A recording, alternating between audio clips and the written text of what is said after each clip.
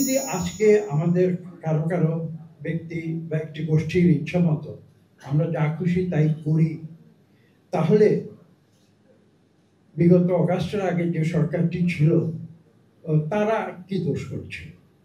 তারা তো সেভাবেই সরকার চালিয়েছে। তারা যখন যেটা মাথায় খেত তাই করতো। আমরা তাদের স্বৈরাচার কেন বলেছি? আমরা তাদের একদলীয় শাসন কেন বলেছি?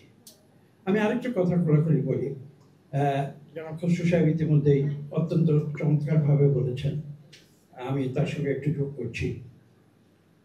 একটু হয়তো ভিন্ন বিষয় বা আরেকটু কঠিন কথা। আজকে আমরা যখন সংস্কার নিয়ে আলোচনা করছি, আমরা শুনতে পাই যে বিএনপি এই এই এই এই বিষয়ে দ্বিমত করছে। এখন দ্বিমতটা কি বিএনপি করছে না বিএনপির সঙ্গে অন্যরা দ্বিমত করছে? এই প্রশ্নটাও তো তোলা যায়। আমরা তো একটা রাজনৈতিক দল, একেবারে ছোট নয় বাংলাদেশ, এবং বেশ একটা বিরাট সংখ্যক মানুষ এই দলের সদস্য। তো আমাদের একটি চিন্তাধারা আছে। আমরা যখন সংস্কারের কথা বিগত সরকারের সময় কেউ বলতে সাহস করেনি, আমরা তো ৩১ দফার সংস্কারের প্রস্তাব আমরা এনেছিলাম, এবং সেটার উপরে তো আমরা প্রায় ২ বছর কাজ করে ২০২২-এর ডিসেম্বরে আমরা এই প্রস্তাবগুলো দিয়েছি। তো কাজেই এখানে সব সংস্কার কেউ কেউ করে ফেলবে, বিএনপি বাধা দিচ্ছে, অথবা বিএনপি সেই সংস্কার চায় না, দ্বিমত করেছে, নোট অফ ডিসেন্ট দিয়েছে, এই ধরনের বক্তব্য যখন শুনি আমাদের মনে ব্যথা লাগে। আমরা মনে করি যে কেন এরকম হলো? আমরা তো সবাই একসঙ্গে আন্দোলন করেছি স্বৈরাচারকে বিদায় দেওয়ার জন্যে, এদেশে গণতন্ত্রকে ফিরিয়ে আনার জন্য, একটি সুষ্ঠু নিরপেক্ষ নির্বাচনের জন্য। তখন তো আমরা হাতে হাত মিলে কাজ করেছি। তাহলে আজকে হঠাৎ করে এই বিভেদ কেন সৃষ্টি হলো? এই বিষয়গুলো কিন্তু আজকে আমাদের বিবেচনা করতে হবে। আরেকটি কথা বলি, সংস্কারে আমরা যেটা বললাম যে নোট অফ ডিসেন্টের কথা উল্লেখ করলাম নির্দিষ্টভাবে। অনেকে বলছেন, সরকারের পক্ষ থেকেও দেখি বক্তব্য আসে যে আমরা অনেক কিছুতে একমত হয়ে গিয়েছি, আর দু একটা বিষয় রয়েছে এখানে একমত হয়ে গেলে অসুবিধা কি? এখন আমি যদি প্রশ্নটিকে ভিন্ন দৃষ্টিভঙ্গি থেকে উপস্থাপন করি, আমি যদি বলি আমরা সবাই যদি একমত হয়ে যাবো, তাহলে বাকশাল কি দোষ করেছে? বাকশালও তো সবাই একমত হওয়ার কথাই বলতো। আমরা পৃথিবীর মানুষ ভিন্ন চিন্তাধারা নিয়ে, বিলিয়ন বিলিয়ন মানুষ সবাই যে একভাবে চিন্তা করবে, এটা তো কোনো স্বাভাবিক কথা, সুস্থ কথা নয়। কাজে মানুষের তো মতবিরোধ থাকবে, এবং গণতন্ত্র কিন্তু সেটাই বলে যে মেজরিটি, রুল অফ মেজরিটি। আর পিয়ার সিস্টেমে ফিরে আসি, ইউরোপে আমরা জানি ইউরোপের সমাজ ব্যবস্থা ভিন্ন, ইউরোপের মানুষের কালচার ভিন্ন, ইউরোপের ইতিহাস ভিন্ন, ইউরোপের মানুষের চিন্তাধারা ভিন্ন। সেখানে ডাইভার্সিটি রয়েছে, মাইনরিটি রয়েছে, তাদেরকে তারা বিভিন্নভাবে হয়তো চিন্তা করেছে কিভাবে সমাজের এবং রাষ্ট্রের মূল ধারায় নিয়ে আসা যায়, এবং সেজন্য কিন্তু তারা পিয়ার সিস্টেমটি ইন্ট্রোডিউস করেছে। এবং পিয়ার সিস্টেমের যে এত রকমের ভার্সন আছে, এটা একটি কোনো নির্দিষ্ট ভার্সন নয়, বিভিন্ন ভার্সনে বিভিন্ন দেশে পিয়ার সিস্টেম। আমাদের দেশে গ্রামের মানুষ এই কমপ্লিকেশনের মধ্যে তো তারা নিজেদেরকে ফিট করতে পারবে না।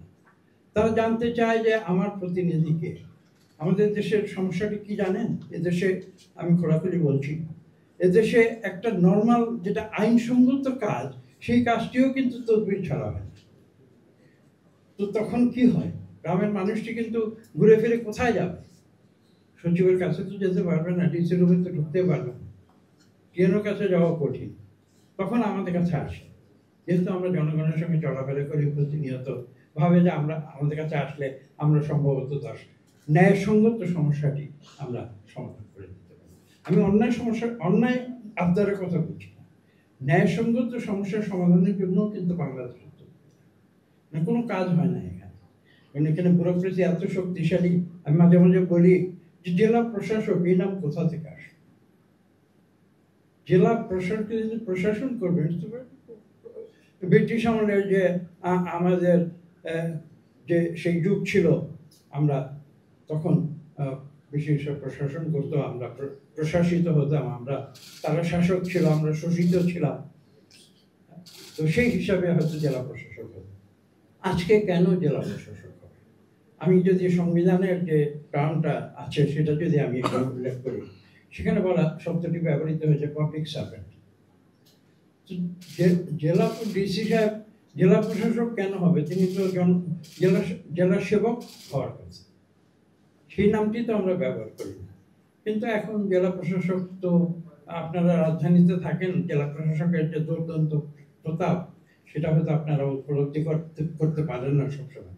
জেলা প্রশাসকের অফিসে ঢোকা এটা একটা রীতিমতো যুদ্ধবন্দী ব্যাপার, এবং তার দর্শন পাওয়া, এবং সেখানে মানুষও মনে করে তার দর্শন পেলে তারা কৃতার্থ হয়ে গেল, কারণ সেরকম একটা পরিবেশ পরিস্থিতি রাজধানীর বাইরে। রাজধানীতে তো ভিন্ন রকমের, আপনারা জানেন।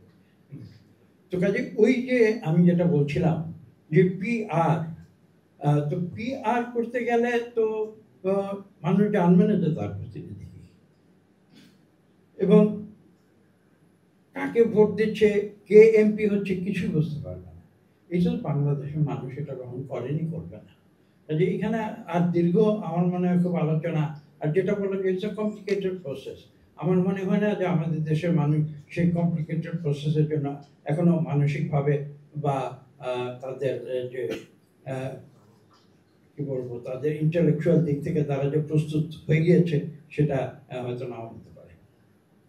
আর আরেকটি বিষয় এখানে রয়েছে, দেখুন আমাদের দেশে একটি কিন্তু বিরাট অভিযোগ রয়েছে যে রাজনৈতিক দলগুলো অনেক শক্তিশালী, তারা ক্ষমতার অপব্যবহার করে বা এটা করে সেটা করে।